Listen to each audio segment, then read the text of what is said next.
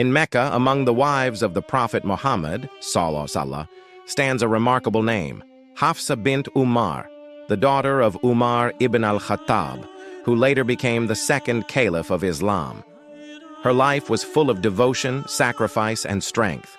She not only lived through some of the hardest days of Islam, but also played a key role in preserving the Quran we recite today. This is her story. You are watching From Then Now channel, where we share the lives of great women in Islam. Don't forget to subscribe and follow this series. If you're ready, let's begin.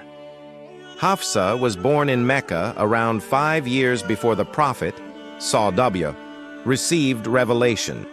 She grew up as the eldest child of Umar ibn al-Khattab, inheriting much of his personality. Like her father, she was firm, intelligent, and deeply committed to worship. Even her companions praised her devotion, saying Hafsa was either fasting or praying at night. Her first husband was Hunayz ibn Hudhafa, one of the earliest Muslims, counted among the first 20 to accept Islam.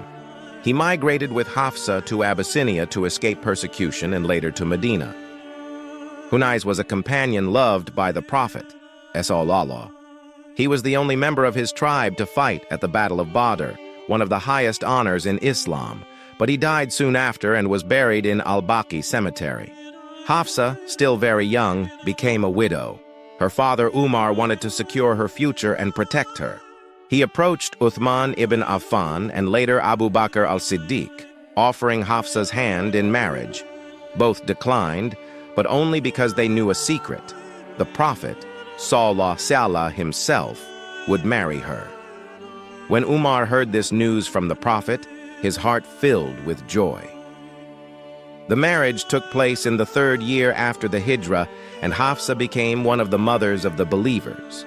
Through this marriage, the Prophet, sallallahu, was now connected by family ties to both of his closest companions, Abu Bakr and Umar. This strengthened the bonds of the Muslim community and brought their homes even closer together. Life in the Prophet's household was simple and often difficult. Food was scarce and the family sometimes went hungry. Hafsa shared these struggles alongside Aisha, R.A., and together they supported each other in fasting and worship. She lived a life of zuhd, detachment from worldly comfort, and devoted herself to prayer and the Quran. She even memorized the entire Quran at a time when this was rare for both men and women. Yet Hafsa's strong personality sometimes created tension. She was, after all, her father's daughter. There is a famous incident when the Prophet, almost divorced her. Umar, hearing of this, rushed to his daughter and warned her never to upset the messenger of Allah. Soon after, the angel Jibril brought a message from Allah to the Prophet. "Take Hafsa back, for she is a woman who fasts much and prays much. She will be your wife in paradise as well." This moment shows that Hafsa's value was not simply because she was Umar's daughter, but because of her devotion in worship. Her nights in prayer and her long days of fasting were recognized in the heavens. Hafsa narrated around 60 hadiths, most of them about the worship of the Prophet, sallallahu. She told us how he prayed, recited the Quran, and lived with simplicity. She described his recitation as slow, careful, and full of emotion, with pauses for reflection and supplication. Through her narrations, we gained an intimate look at the Prophet's worship at home. She also became a bridge between her brother Abdullah ibn Umar and the Prophet. Abdullah once saw a frightening dream and asked Hafsa to tell it to the Prophet, sallallahu. The Prophet-asked reply changed Abdullah's life. What a good young man Abdullah is, if only he prayed during the night. From that day on, Abdullah rarely slept at night, dedicating himself to worship. One of the greatest honors given to Hafsa was the trust of the Quran. After the Prophet sallallahu passed away, the Quran was compiled into a single manuscript during the Caliphate of Abu Bakr. This copy was entrusted to Hafsa for safekeeping. Years later, when Caliph Uthman ordered official copies to be made and distributed across the Muslim world, it was Hafsa's manuscript that was used as the master copy.